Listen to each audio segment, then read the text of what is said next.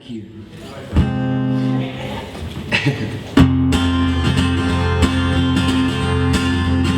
The finest clothes that you can find, dressed in my coat, but I'm feeling fine. Now I wanna shine. Well, I shine so hard, I stand apart. These foolish ways, well, I know my place. My time is now, my time is now. Although we're tongue-tied and breathless, we won't let our worries dictate who we are. Throw out the old doubt, we won't let our worries dictate who we are. La la la, la la la la la. Don't forget who you are.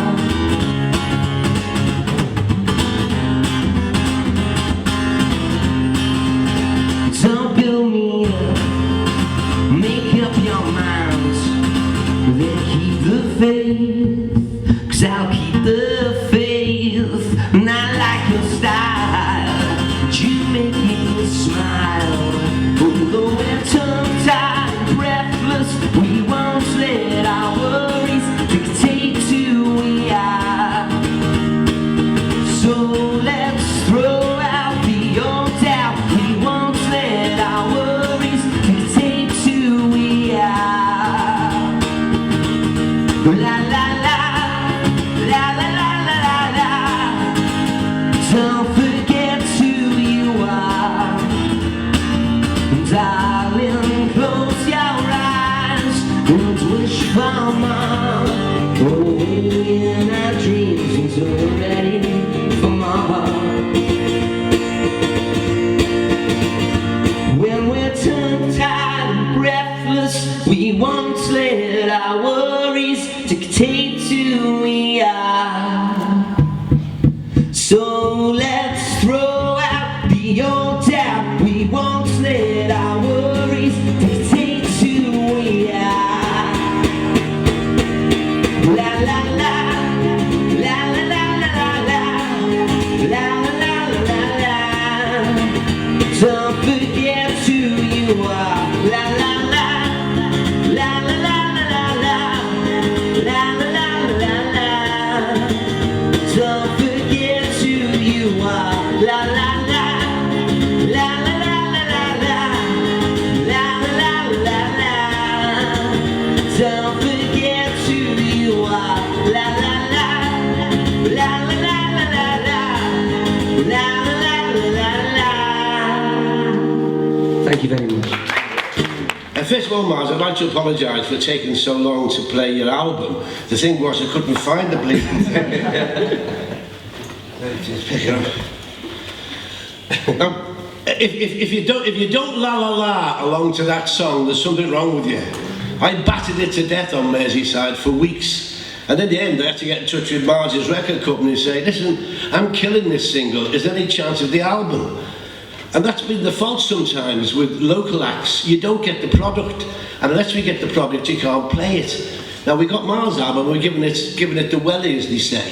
And Mars, you've always been on the radar. You know, you'd always have to hear things from other people on Merseyside, and they'll tell you who's there. But you've always been on the radar, right from you first started with your first band. Mm-hmm. You've always been on the radar, and then you leave and go to another band, and then they're on the radar. Yeah. Then you go to another band, they're on the radar, and now you've gone solo. Yeah, it's been a bit of a roller coaster. It certainly has. And I think everything that you've done up to where you are now and before making my first record, I think it's all been a learning curve, you know, and it's been ups and downs, you know, but it's sort of made me who I am, I think, you know. Well, let's say you're born in Birkenhead, grew up in Mills, so you were, I think, 14 in 2001 or something. So you're only just a teenager in the 2000s. What did you do there? Where did you go to see bands? I think it started, you know, when I was about 14, 15. My cousins were in that band, the Coral, and I remember going to watch them in the Picket in town, and they were doing this double headline gig with the music, and I remember going there and not really knowing what to expect, and seeing my cousins absolutely going mental on stage and really rocking out to these songs, and it sort of, it proper blew my mind, you know what I mean, to see someone transform like that, you know, onto being a rock star, you know, and I was listening to, I guess, like bands like The Strokes and stuff like that at that time, and it was just, when I watched like R. James, I think, God, I'd love to do that, you know, but it's to get from standing there to standing here seemed like a different world, you know what I mean. I didn't understand how you got on the stage, you know. It's only 9 years though, you've come a long way in a short time. And that was it, and it's just having that self-belief really, and I started playing guitar, and you know, and I guess it got me first little break when I joined the Little Flames, and you know, I learned how to... Were they your first live gigs with the Little Flames? Yeah, they were. My first live gig was in Hannah's Bar in town. Hannah's Bar? And for me that was like Wembley Arena, you know. That's like in Hartman Street? You know, yeah, at that point. And you know, so that was the start for me, and then I started writing songs in that band as well. But when I joined that band, I didn't have the confidence to sing, you know. I just was a guitarist, and once I started writing tunes, I wanted to, you know, be a singer and sing them myself. And I've been playing tracks from Eva's album, Eva Peterson from the Little Flames, and Will Sargent said she is the greatest singer ever produced in the UK, but nobody knows it yet. Well, she got a good voice, yeah. So I mean, it wasn't you leaving the Little Rascals, really. It was Eva Peterson not being in Little Flames. It was Eva not being in, because you changed your name to the Rascals. Yeah, it was basically the same lineup. Yeah, there was 5 of us. There was another lad as well, and I think it just, there was a lot of, we made this first record that it never got put out, but I think it's on the internet now, and I think when I joined them I was just 18, and we were recording this one album for 3 years, and it just zapped any life and soul out of all of us really, and it just got to the point where it was like we were re-recording these songs, you know, because the label kept saying, oh, it's not good enough, or it doesn't sound as polished, and it just zapped it out of all of us, and by the end it was like, I can't even think of these tunes anymore, and it just unfortunately, well, did the Rascals make a difference because you, and then you were the when we did that with me, Greg and Joe, I guess it was just, we had this sort of, I guess it was anger in us really, and we just wanted to be like, fuck you, you know, and I wanted to sing, and we just had this sort of raw energy, and we were making songs that some didn't even have a chorus, you know, because we went completely the other way of trying to not write a hit or whatever, and just doing whatever come out first, and I think I loved them days, because I knew that even when I made that Rascal record, I'd never make a record like that ever again, you know, because it was more of a release of frustration, you know. Well, the Lost Shadow Pub, which came next, that was a very big step, wasn't it? Because you associated with the Arctic Monkeys guy, which is obviously a prestige thing. But the whole outlook of it, I mean, having an orchestra with you is a massive step forward. And to me, that was what brought Miles Kane to my attention. Because I thought the Lost Shadow Puppets were absolutely brilliant. Yeah, and it was a big step for me, and it was obviously, even though 2 bands from before, it was, you know, they were like small little bands that we just played in clubs and that, and then when me and Al wrote those tunes and recorded that record, I don't think we both of us expected it to do as well as it did, you know, because it was just sort of recorded for fun over 2 weeks. But it was so big, wasn't it? The sound was so big. I think it was just due to the records that we were listening to, and, you know, leaving the space to put the strings on, really, you know. But then, which wasn't really thought about, and I think, that's like the best thing, you know. Because I heard you talking recently about influences and this time. You were talking about going to see the Super Furry Animals, was it? In the Royal Court. That was one of the first gigs. One of the first gigs you went to. And also in the same phrase, you were talking about influences, and you said there's great people like Lee Hazelwood. And I thought, how the heck does Miles Kane know about Lee Hazelwood? It was Dwayne Eddy's producer. Yes, that's right. And when I thought about it, I thought the Lost Shadow Puppets, their sound wasn't too far away. I think what you're doing now, because Lee Hazelwood had this type lonely sound, didn't he? And I love Lee Hazelwood, and I love the 2 records he's done with Nancy Sinatra, and it's just something, it's just the sound of them with the reverbs, and And I like those sort of lonely lyrics as well. Yeah, do you know? Because he did one called "The Girl on Death Row." Yeah, you more know, lonely than that. I haven't quite gone there yet, but it's just something that's always appealed to me, and that sort of 50s sound, you know, and it's something that no matter whether I'm doing a rock and roll tune or a ballad, I'll try and get that in there somehow, you know. What difference did it make to, when you were in the Lost Shadow Puppets, to the fact that you actually had a chart record? Yeah. Because years ago, that was the ultimate. You're in the hit parade. Yeah. Because you were in the top 10 with the Lost Shadow Puppets, weren't you? I think it went #1. Yeah. So what did the album do? But I'm talking about the single. Oh, sorry, yeah. You know, we always used to look at the singles charts. Yeah, and it's tough now to get singles in the charts, you know what I mean? Especially, I know that more than anyone, yeah. But the charts are not as relevant as they used to be, because obviously sometimes you don't know what's selling, but so much goes online. Does it still mean something to have a #1 in the singles chart? Yeah, I think it'd be massive, do you know what I mean?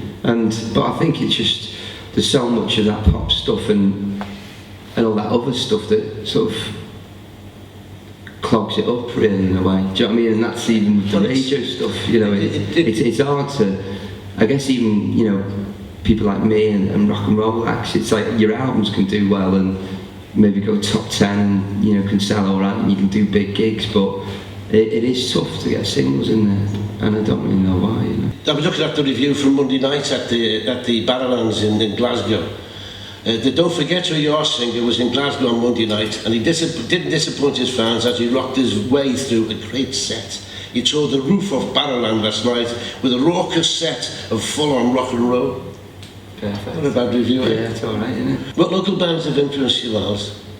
You know, there's so many, like, I love, as we were chatting there, loads of Motown stuff, and I think that stems from my mother, you know, growing up, and there'd always be those records playing in my mum's, like the Four Tops, Temptations, Diana Ross, and the sort of the feeling that those records give you, you know, whether it's a sad tune, it can still make you feel up, and that's what I love to portray. That's what I try and do, is even if it's lyrics about your yearning or your sad, but it can still make you, give you a swagger and make you feel up, you know. That's what I mean, the new album, I think I can discuss the new album, is powerful. It's incredibly powerful. It's guitar driven. And the nice thing about it, I love being able to look at a song and understand what it's about. Yeah. And the 14 tracks on that, you read the lyrics and you know where you're coming from, you know what you're talking about. And there's a lot of people try to impress by doing lyrics that only they understand. Yeah. Your songs are very simple. You can feel your anguish in some of them. You can see your happiness in a lot of them. You make some great lines in them as well. And the great thing about it is, and this is where the influences have come from your mum and dad and your Motown, you got 14 tracks there. I don't think there's one of them longer than 3 minutes 10 seconds. No. And that used to be the way it was. A great pop record. The Beatles hardly ever did anything go with 3 minutes till later on. Yeah. All your songs are contained within. That's it, and that was the point of it, and that's what Ian Brody, who produced it, is great at as well. And yeah, you know, I couldn't have made it without him. And we just owned in on that, and that was it, just to make these snappy, sort of catchy tunes that we're having it really. I think that's your gift, Miles, you see. I mean, on Merseyside, my radio stations have the image of the young up and coming rock bands, but the people in Liverpool love melody, and I love melody. And it doesn't matter how raucous it is, if there's a melody there, you can get away with it. And you know, I'm fond of a la la la. Yeah, la la la, you can't beat. A good la la la will take over anywhere. And that's probably, you find I mean, it's definitely a concert album. It's one of those ones where there's nothing in between. You go from one song right into the other on stage, and the crowd will go along with you. That's it, and there's no better feeling than that, you know. Yeah. What's next then? So, well, we're going to end the year playing these gigs here, and which would be nice because I don't feel I've played Liverpool really for a while now. And we did it on this NME tour earlier in the year, and I wanted to do something that was almost like a little event, you know, that it meant something to me and it meant something to my friends and the fans, you know what I mean? And it was like a little world for a couple of nights that we can just go mental in, do you know what I mean? And you know, it's a Friday and Saturday and we can just let rip really. And Eric's is special. Yeah, and it's, you know, I love Echo and the Bunnymen, and obviously in working with Brody and all those bands that have influenced me, and I guess it's when we play here I want it to be of that sort of same feelings I did back then, you know, that raw sort of punkness that, you know, it's going to be mental in it. I spoke to John Lydon 2 days ago, and because he's on next week at the O2, and I said to him, "Did you expect it? How long are you going to be doing it?" He said, "I love the music. The people love me, so I'm going to keep doing it." I mean, do you think you're going to be doing it in your 60s? I'd love to be, mate. You know, I'd love to be sat here and talking about my new record, and definitely, I think it's, you know, the quest to write a better tune is never ending if it's in you, you know. Yeah, you did say the quest for the perfect song continues from one number after the other, didn't you? Yeah, that's it. So the next album is something, when are you going to start thinking about that? Well, I'm thinking about it now, but... Are you going to pack up being Miles Kane and be someone else? Giles Payne. Giles Payne, yeah. You know, no, it's on my mind about where to go next, and I'm getting heavily influenced by soul at the minute, and Bobby Womack and this singer called Charles Bradley, and that's all I can say, because I don't really know at the minute. I just have to write some tunes and see what it's like. You know? And the soul bit really only came in on the last track, didn't it? The last track on your album, what is that? Darkness in Our Hearts, is it? With all the horns coming in. Oh, First of My Kind, yeah. You've got the deluxe edition. Yeah. With all the horns coming in. Yeah. And there's one of them as well. What condition am I in? I think it's What Condition Am I In? Is that the one where you've got to pay Elvis Costello royalties? What condition am I in? No, just sort of dum dum da da da da dum dum. Probably a few I've got to pay him royalties to on there. No, but there's one which is I think it's that one, yeah. It's like, I know. It's like Pump It Up Part 2. Are you thinking of better than that? Better than that, that's it. Dum dum da da da da dum dum. Pump It Up, I love Pump It Up. If Elvis Costello hears it, he'll sue you. Well, don't play him in. Because he's stuff. Whenever he's in town, hide that record. And you've only got 2 songs that come anywhere near being a ballad, haven't you, really? And I think it's just a moment in time, innit, of when you make records, and I was so, after touring the first one, I had all this energy, and I just wanted to make a record that was, you know, it just made you feel up, and it was exciting. Well, it does. You know, it does. And that's just your moment. Find it my heart to make a great country song. Yeah.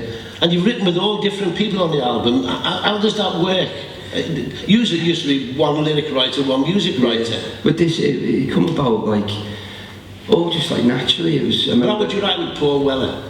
It started, well, we did loads of sessions, and then it got sort of built up. That now, when you first sit down, and obviously there's a bit of order, isn't there? Because you're sitting with Paul Weller, who's like you with silver hair. You know, yeah. And it's a weird experience, you know, because with Paul... Who starts first? Well, with Paul, these lines, Paul. Yeah, it got built up, and we did these interviews, and we were talking about working together, but we hadn't even worked together, so there was a bit of this weird pressure on it, and then we went down to a studio, and my drummer come with me, Jay, and we got there dead early, and he was dead late, and we were just jamming, you know, and then he'd come in, and I think there was that nervous tension, obviously, because, you know, like when you work on someone for the first time, and when you're in awe, you think, fuck, you know, what if I come up with you? When you're in awe, you think, oh, fuck. And then it was, yeah, if Elvis Costello was there, I'd be like, fuck it. But he's such a nice guy, and we were just jamming, you know, and then he just got his guitar and started joining in. And then we just had this thing in his first tune that was like, and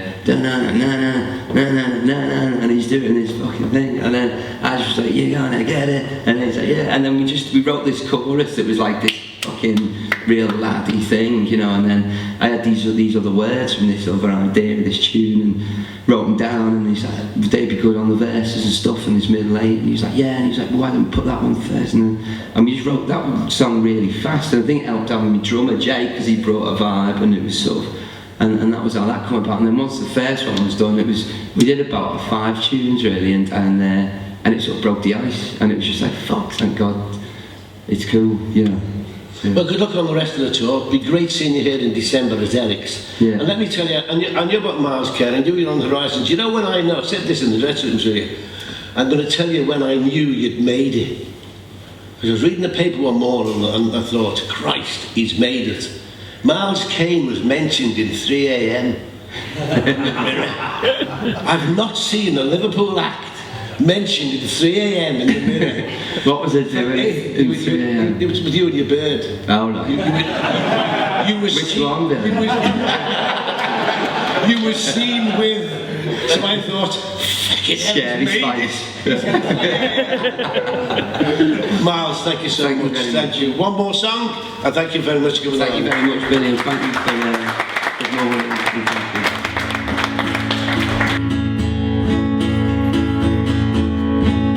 If you just get it together and read my mind, then sleeping will be easy. And then I'll be there to acquiesce. I confess I'm in trouble. Another afternoon of increments when asking the wrong questions. And then you get up and leave again, just as evening threatened suicides. Consider this now. It's not too late. I have what you change the color of the trap before, girl. I have learned to wait. Most of the things that you say I don't understand, but I will sit and listen. Not till I'm attentively, but the truth is, girl, I can't concentrate. Consider this now. It's not too late. I have what you change the color of the trap before, girl. I have learned to wait. Make no mistake. Well, I have learned to wait, and you have learned